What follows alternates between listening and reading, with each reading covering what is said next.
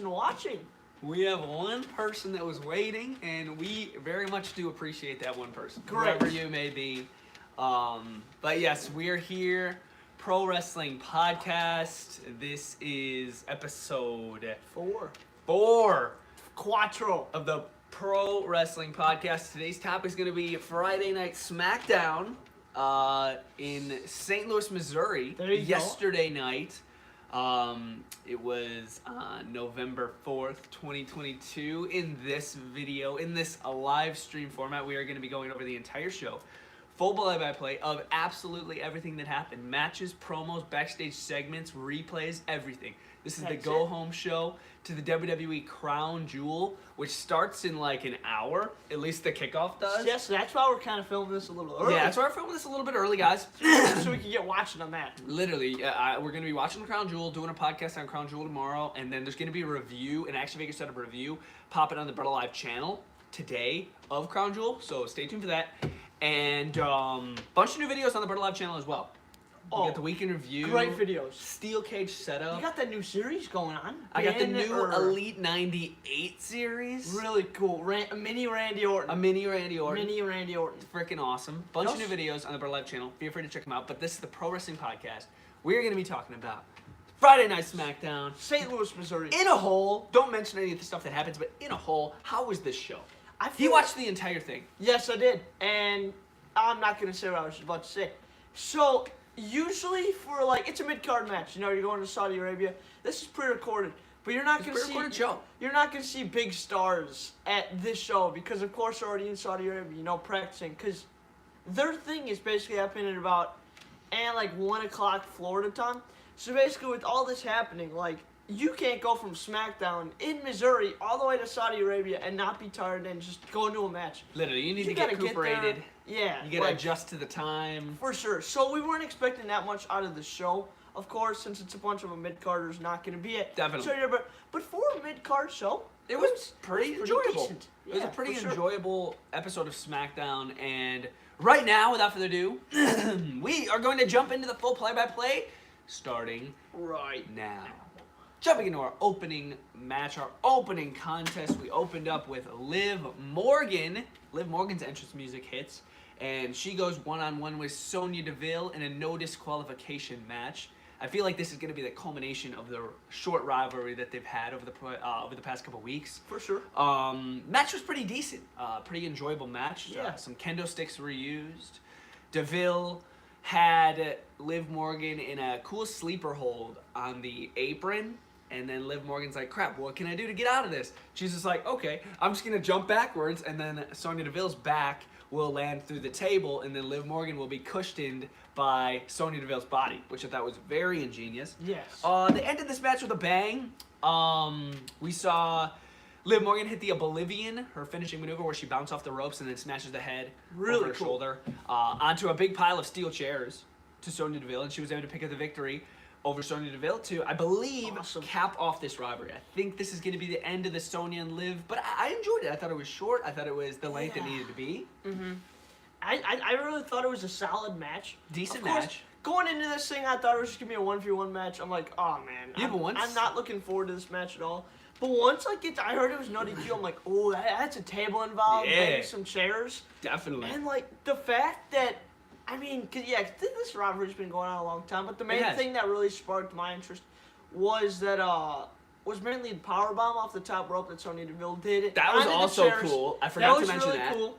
And also, with Liv Morgan putting her own body on the line. Yeah. Pushing off the ropes, Sonya Deville through the table. Yeah, that was that was my favorite. That was my favorite spot. What's really cool is because you said she's crazy now. Yeah, she's still a face, but she's more psychotic ever since losing the title to Ronda Rousey. Yeah, and like the fact that like after that she like smiled and laughed it off. Yeah. Like, I just thought that was pretty cool. Yeah, and then they went to commercial. Like her character and all that stuff. I thought it was a decent match, a lot better than I thought it would be. Yeah. And I have to give this match for a women's match play a 3 out of 5. It was a decent match, very enjoyable. I hope Liv Morgan moves on to something different.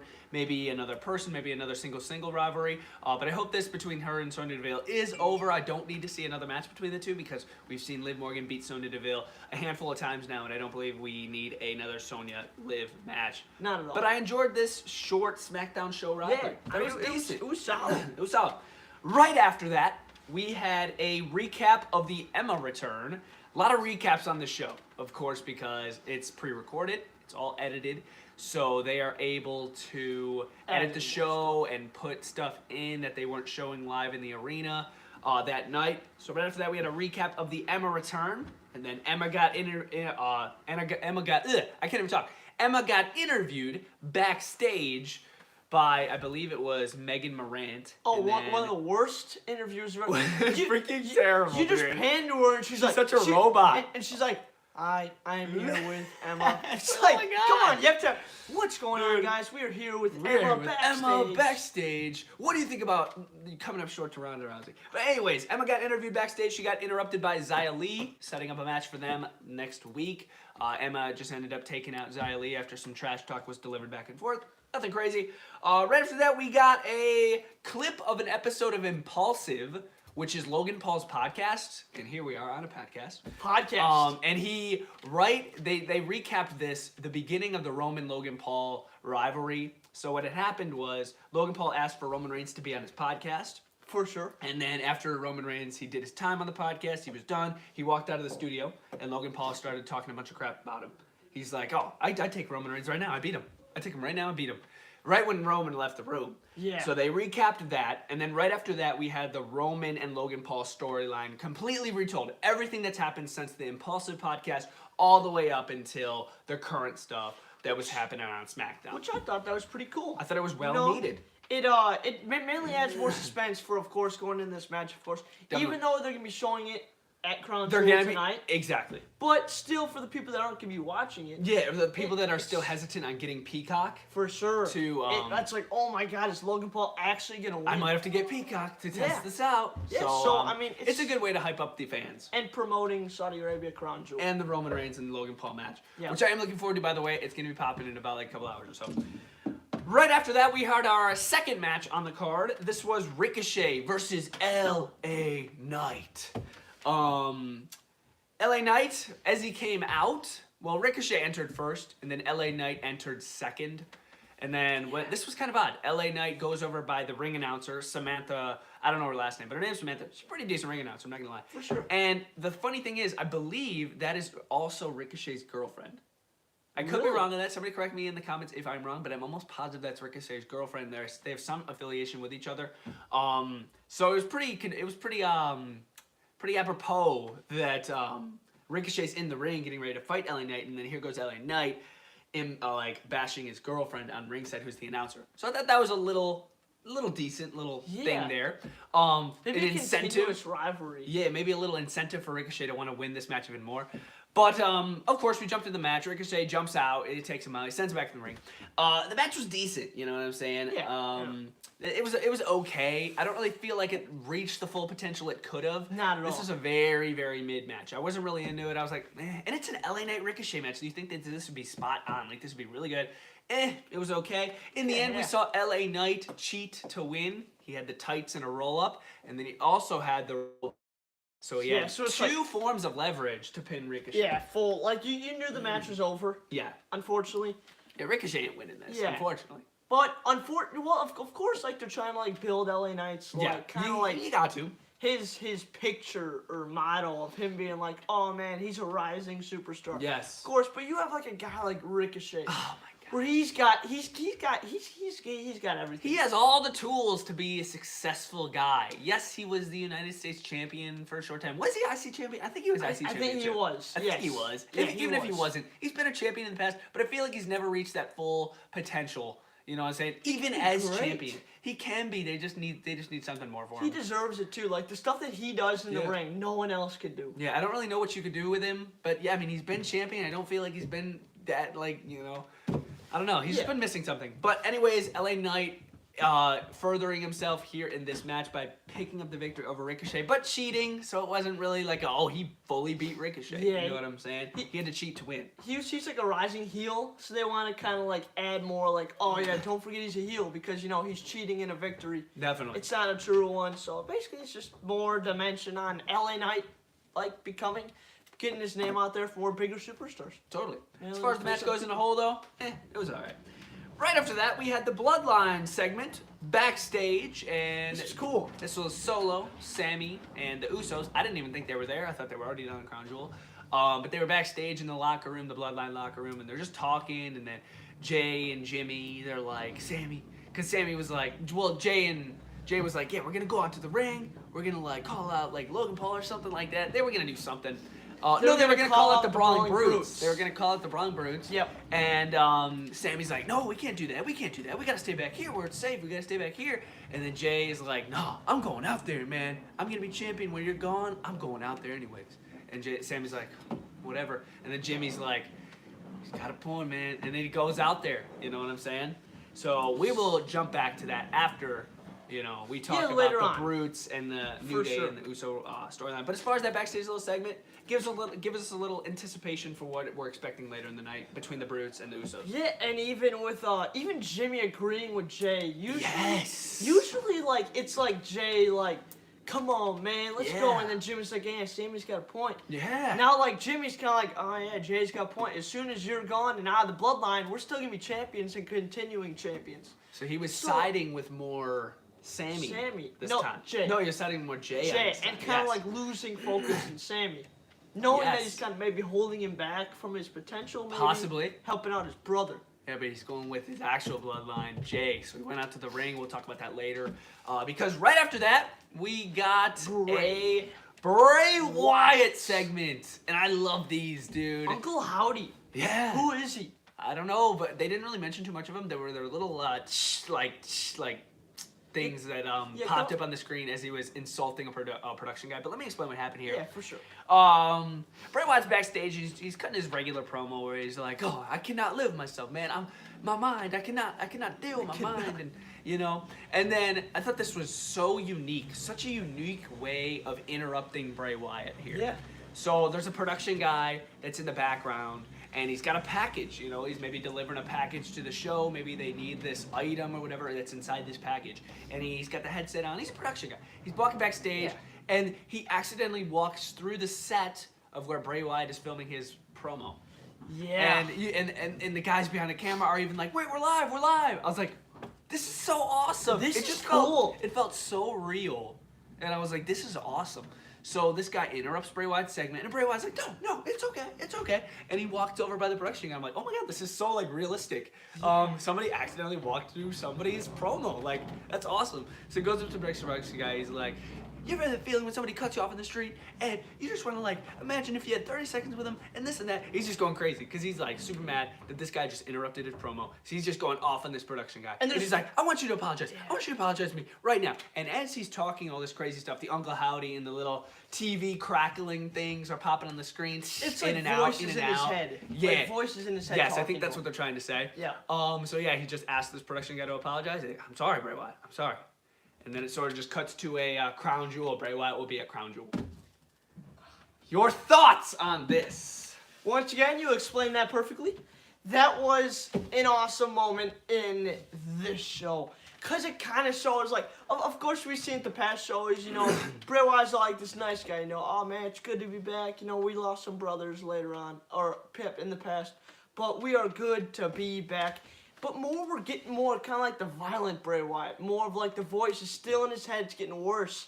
And it kind of shows that he's just going off on random people. Of course, the production guy, I didn't do it. Oh, I'm sorry, bro. I'm sorry, bro. I'm sorry, man. But it was so cool. Yeah, it just seems so real. It seems so real. Yeah, it's for sure. Yeah, because I swear, they never have any like sort of production guy walk through a promo backstage. It's Not always at all. so professional and just like, okay, we're gonna say this, whatever. No one we're walking gonna in cut the the camera. background. But then some dude just walks in the background. I'm like, this is awesome. Yeah. Yeah. So, I feel it's just that with the voices in his head of like Uncle Howdy. Yeah. If that's even him. is that him or is that Bo Dallas? I don't know. Is it nothing? Or is it some random dude? Is it nothing kind of like with the Fiend, kind of? It could be like an alternate he's like character. a nice guy, but just then, a different character. He's Uncle Howdy, too. Yeah, I don't know. So, like, a lot of stuff to think about, but I think our answers will be answered today, this afternoon. At Crown Jewel? At Crown Jewel. Ooh, I think they're going to drag this one out. No, because if he's returning, it's going to be something big. Bo? They've been hyping this up. Bo Dallas? Could it be? I don't Uncle know. Howdy and Bray Wyatt? Uncle Howdy sounds very like, or a lot like Bray Wyatt. Which it could be Bray Wyatt's voice, but that could be like a misdirection, like trying to mislead you, like, oh, it's not actually Bray Wyatt. Bo Dallas? It could, yeah, Bo Dallas does sound like Bray Wyatt a little bit. He does. So it could be hey, both. man. I don't know. But we'll have to wait and see. Maybe here at Crown Jewel or maybe in a couple episodes of SmackDown. It's awesome, though. Other than that, decent Bray Wyatt promo. Really enjoyed it. Right after that, we did have the Usos coming out, and I was not expecting the Usos to be on the show. Of course, they cut that promo earlier in the show with Sammy Solo backstage, and they were hesitant on going out to the ring, but they went out to the ring anyway. Usos come out, and they're calling out the Brutes, saying that they're whack, and then they're going to beat them at the Crown Jewel. The Brutes suck, this, that. They get interrupted by the they get interrupted by the New Day. And this is one thing that I've loved that WWE's been doing over the past couple shows. They've been saying, oh, the New Day have the 483-day tag team win streak. They have the longest reigning tag team title reign. And they normally never bring up these reigns like, oh, he's trying to beat this reign. They normally never do that. Yeah. But the commentators have been pushing like the Usos are trying to beat this 483-day streak as champion. No, 483 days. Because it seems like it's been going on for 2 years. Nah, that's Roman. That's 483 days. I know that for a fact. 483 days that the New Day have held the tag titles, and the Usos are trying to beat that. Or the New Day are trying to beat, or the Usos are trying to beat New Day's record. So the New Day interrupts, and they come out, and they basically just say, after you guys are done with the Brutes, whoever comes out of that match, or if you guys come out of that match victorious, we're gonna be waiting for you on American soil. So they're basically just saying they are gonna be the next after the Usos. We'll just say after the Usos beat the Brawling Brutes. For sure, you know, after the Usos beat the Brawling Brutes, the New Day have the next opportunity on SmackDown. They're gonna try to beat them before they break the 483-day streak, which I love. That is so cool. It's really cool.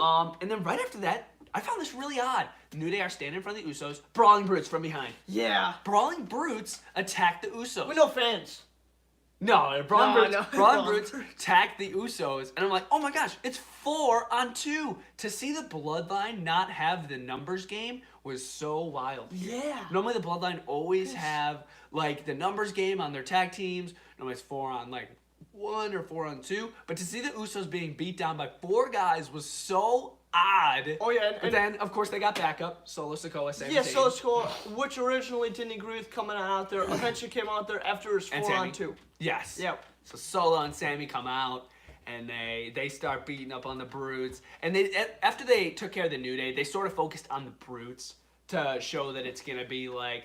It's Brutes. They're trying to focus on Brutes Usos right now. They're not trying to focus on New Day Usos right now. That's why they got the New Day out of the equation really, really fast. They focused on the Brutes. Yeah, I like that they did that because then they could focus all their attention on just the this Brutes. match. Not New Day yet. They're focused on the New Day in a couple weeks here on SmackDown. But it was good. I did enjoy it. Yeah, so. For sure. But basically, this is like it seems like the longest rivalry in WWE history.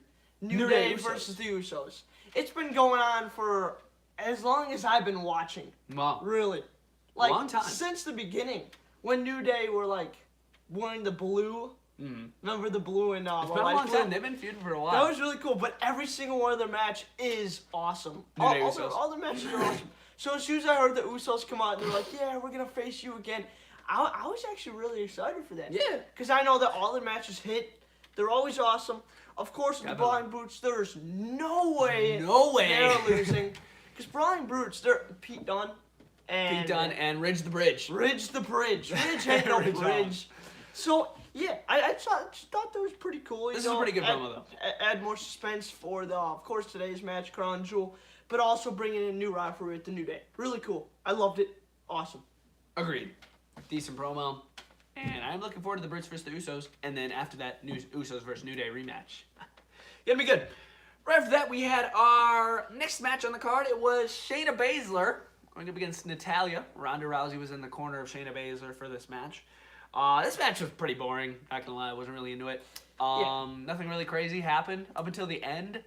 Shayna Baszler locks in the Karafuda clutch, and normally it's a immediate tap out. But one thing I did like about this, Natalya tries to fight out of this Karafuda clutch. She tries to flip her body over and then pin Shayna Baszler, but then Shayna Baszler pulls it back and then locks her back into the Karafuda instead of immediate tap out.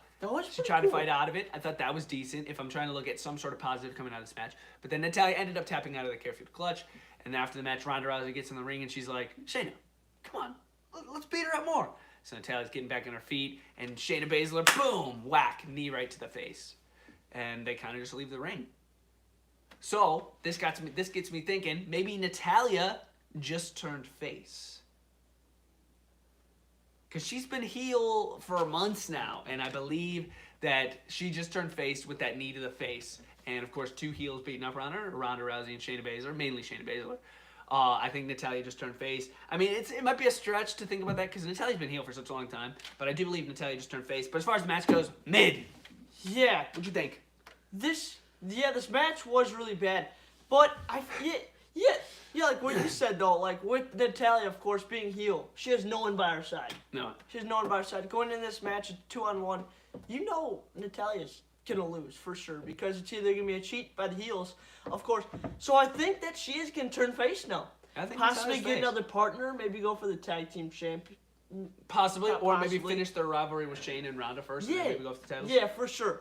But I just feel maybe this will give Natalya something now. Yes. Now that Shayna and Ronda have something going on, of course, Ronda's the champion, all that kind of stuff.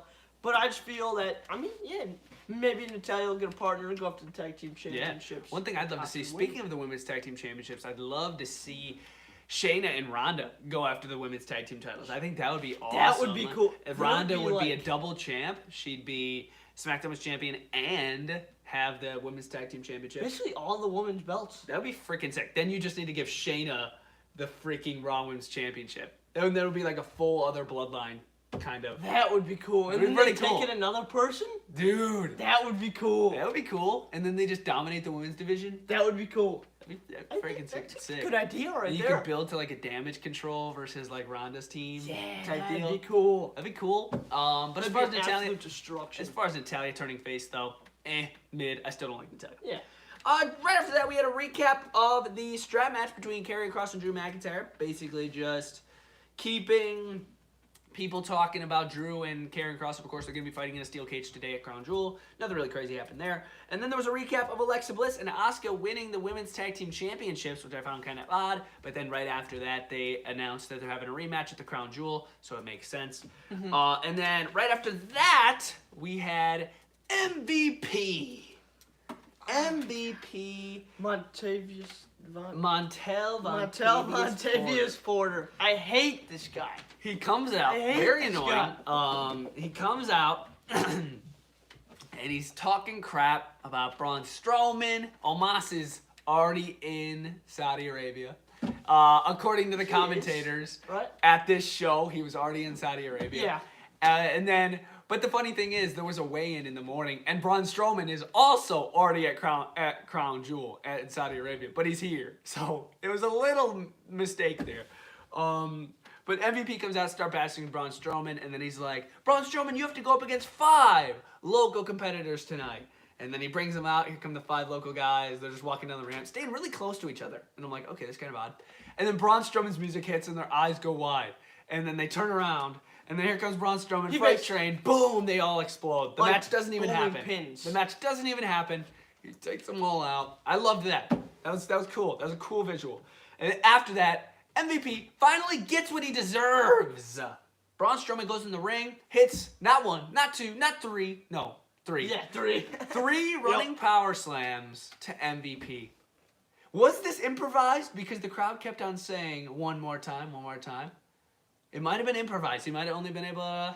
He might have only was supposed to do 1, but he did 3? Because the crowd was chanting that. I think it could possibly be improvised. He might have only been supposed to do 1, but I feel like 3 added insult to injury, and I loved it. Sending a message to Omos and finally putting MVP in his place. I feel like MVP hasn't been touched in the longest time. Yeah, even though he deserves it. Oh, he's so annoying. He's literally the most... Paul Heyman's awesome. He's a great manager. MVP is just like he's horrible. MVP sucks. Like he's just really bad. I feel though with Braun Strowman like being a bowling ball and taking all those local competitors out like bowling pins. That was cool. I enjoyed that. That was cool. I did enjoy that. But like, I don't even know.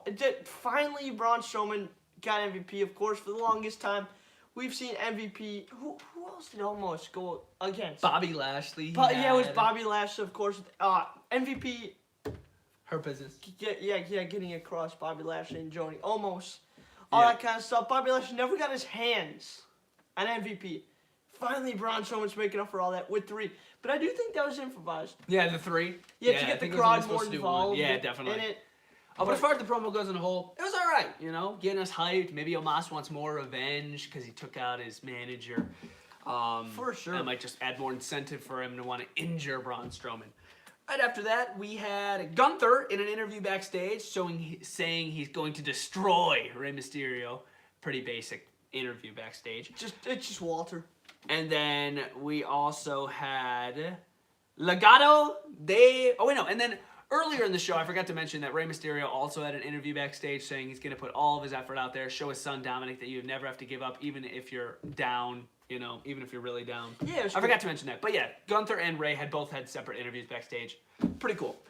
Giving us little excitement for later in the show. Yeah. And then right after Gunther's interview, we had Legado del Fantasma backstage.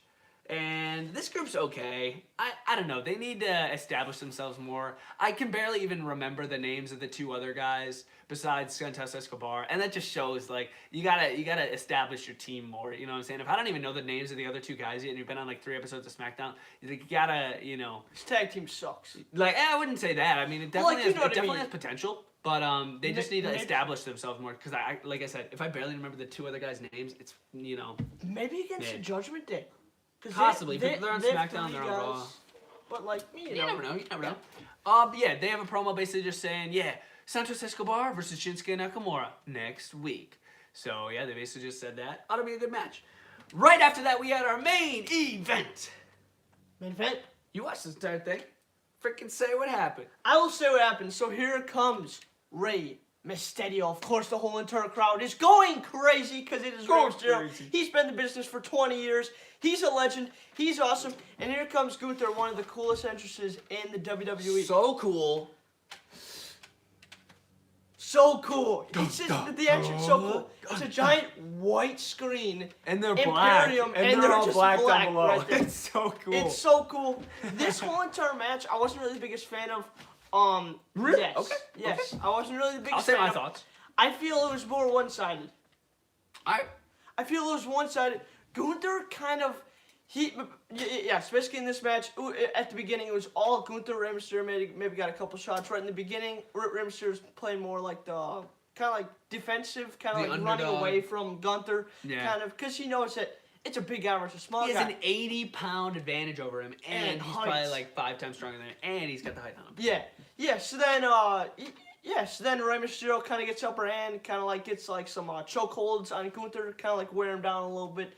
Then Rey Mysterio hits the 619. Gets off the top rope, walks up the top rope, Gunther throws him off. And then basically sets him up for the 619 again. And he hits it, but then he gets right back up. And then Gunther then does his finisher. We thought the match was over. Powerbomb. Stacks him up for the pin. Rey kicks out. And then he powerbombs him again. We thought the match was over, but no. Rey kicks out again. No, I don't think he kicked out again. He powered him on again, and then he pulled him off the mat, and then he clotheslined him, and they pinned him 1, 2, 3. Yeah, something like that. But he freaking wrecked Rey Mysterio in the end here. Yeah. Remember, he just pulled him off. He like grabbed him by one arm, pulled him off the mat, and then boom, clotheslined him right back down the mat. That was pretty cool. It was a pretty intense way to end the match. It's like lifted him up and then boom. Overall, this match was decent. I really enjoyed the Hurricane Rana off the top rope to Gunther when Gunther landed on his shoulder. I thought that was really cool. I feel like he could have sold that more. Like, maybe my shoulder's actually injured after that. I think that'd have been cool. He landed right on his shoulder. Rey did hit a 619 in the match, and I feel like Gunther no-sold that. You know what I'm saying? Because Ray hits it, and you can see that he put his hands up like right away. Well, no, not that. I mean, Ray hit the 619, but Gunther, I feel like just got right when Ray was about to drop the dime off the top rope. Gunther's just back up immediately. I'm like, wait a minute, he just hit the 619. You know what I'm saying? So I feel like that was a no-sell. But as far as the match in the whole, I enjoyed it. Ray always is going to be the underdog in his matches, but he came up a little bit short here for the IC title, and you know that's going to happen. You know, Gunther certifying his spot is insane Intercontinental Champion. He was a beast in the ring. At first, I didn't like him when he was only with Ludwig. But once they added Giovanni Vinci, and now it's a full three-way Imperium group, Gunther's just been kicking some butt. I love him as Intercontinental Champion. I feel like he's really adding prestige back to this Intercontinental Championship. You know what I'm saying? And I'm just excited to see what Gunther's going to do in the future. Who's he going to fight next? I got a quick question for you. Do you think this match is one-sided? I feel like this match was a little one-sided, but again, it's Rey Mysterio. Rey Mysterio matches are always one-sided, and I feel like Rey Mysterio, that's a good way of portraying him because he's shorter, he's smaller. I mean, you got to keep it realistic. You know, Rey's not going to be beating up some massive dude like this. Yeah. You know what I'm saying? He's got to evade moves. He's got to be on the defensive. He's got to hit big moves when the opportunity is there. You know what I mean? That's just kind of how Rey match is going for. And then one more quick question. Midway through the match, did you think Rey was going to win at some points? I did think Rey... No. No. When he kicked out of the powerbomb and Gunther stacked him up, that was cool. I did enjoy that. I was like, whoa. Awesome. That got me minorly thinking that Rey Mysterio could possibly win. But in the end, I'm like, no way. He's way too established as Intercontinental Champion right now. If they were to take that belt off him, that would just make him look like such a weasel. Bad. You know, and him still in Imperium, keep him strong, keep him good. He's got to lose that Intercontinental title to somebody similar stature to him. Not a giant, but like similar stature to him. I get what you mean. Maybe a future match? Maybe who do you think he could fight? Who do you think he could lose the belt to? Well, what I was thinking is maybe with Ludwig and Giovanni Vinci.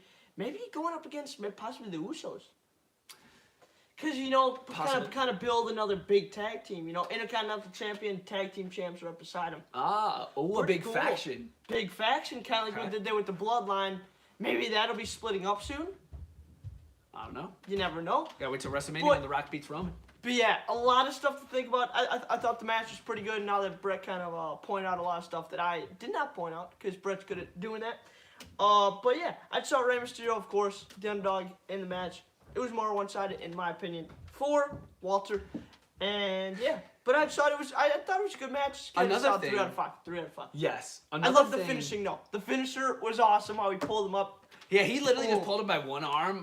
Boom! Slammed him right back down to the man. That's a pretty good idea for our match. Ooh, that was cool. One thing I forgot to mention, and I sort of just blanked on it. Gunther, Ray. I'm trying to think. Dominic. No, I'm trying to think. Ludwig. No, stop. No? Pulled him off the mat, Rey Mysterio. They ended the show with Gunther holding the title. Thought that was cool. Oh man, I'm trying to think. Here, entertain the fans while I'm trying to think of what I was going to say. It was something good. If you guys haven't already liked and subscribed, be sure to do that. YouTube made it a lot easier to subscribe. The subscribe button is right to the side of the channel name. Be sure to do that if you're not already subscribed. Of course, Brett created a new Instagram for the Pro Wrestling Podcast, so if you haven't already checked it out, be sure to go check that out. Pro Wrestling Podcast, followed by Brett Alive. Kind of an extension off that. Of course, if you're not already subscribed to Brett Alive, go check out that. And match is coming soon. You know, maybe a Winter Wonderland match. It's something good I was going to say. I completely forgot it. I forgot. You know. Is there anything else we should talk about in this podcast? As far as this entire show in a whole, out of 5, 5 being the best, 1 being the worst, and your favorite moment on the show, starting with your favorite moment, and then your rating. What do we got? My favorite moment will be number 7. Of course, the main event of Rey Mysterio versus Gunther Walter. I just feel it's pretty cool. It shows a lot more dominance for Gunther going into his maybe long Intercontinental Championship title reign. Really cool, of course, Rey Mysterio possibly making a name for himself in this match. I don't know yet, but he's got to get back together with Dominic. But yeah, I thought this match was pretty good. I have to give the show a 2 out of 5 for the whole entire thing. Considering they're a bunch of main carders just trying to make the show good, of course. 100%. Because all the big guys are down in Saudi Arabia. They're trying their best to make the show good and entertain the fans. I remembered what I was going to say. What is it? The Viking Raiders also had a little video. Yeah. The Viking Raiders, and they basically were just showing the mystic character, the woman character, which is Sarah Logan. We all know it's Sarah Logan, and they're going to be coming back and beating some butt with Sarah Logan in the corner. There you go. Definitely. That's cool. I just forgot to mention that, and I was trying to freaking think of it. I'm like, oh my god, what was I going to freaking say? Viking Raiders had a little promo. But anyways, favorite moment on this show, it goes to number 3. Number 3? Bray Wyatt's promo. Bray Wyatt's segment. Bray Wyatt's promo backstage. I love these Bray promos. They always get me thinking the fans beyond the promo. Like, what does this mean? What does this mean? You know, and to see that production guy just walk in the background, I found that so just unique, and I feel like they've never really done anything like that before. I thought that was just so cool, and like, oh my gosh, we're live, and I'm like, oh my gosh, this is so real. You know what I'm saying? Yeah. Even though it is still all staged, it just felt so real. You know, when that guy walked through the back and he started antagonizing him, apologize to me. That was my favorite part about the show. Yeah. But then, out of 5, I am going to give this show a solid 2 out of 5. I'm gonna agree with Dink on the rating. They had some decent matches. I like the Liv Sonya stuff. LA Knight Ricochet was bad. Bray Wyatt promo was good. Usos was decent. Shayna and Natalya was mid. MVP Braun, it was good. I like seeing MVP getting taken out, but in a whole it was kind of mid. And then Ray and Gunther, a little obvious Gunther was gonna win.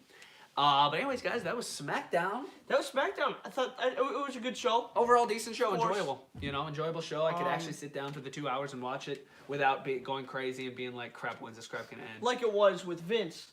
Of course, we're looking forward to the Saudi Arabia Crown Jewel, which we're going to be watching in about 25 minutes. Indeed. I really enjoyed this Pro Wrestling Podcast, Episode 4 on SmackDown here for November 4th. If you guys did, feel free to subscribe, like this video, and we will see you guys next podcast for, more than likely, tomorrow, Crown Jewel. At around 4 p.m. Central Time tomorrow. Like, comment, subscribe to the Pro Wrestling Podcast. See you next time. Hat toss. Out.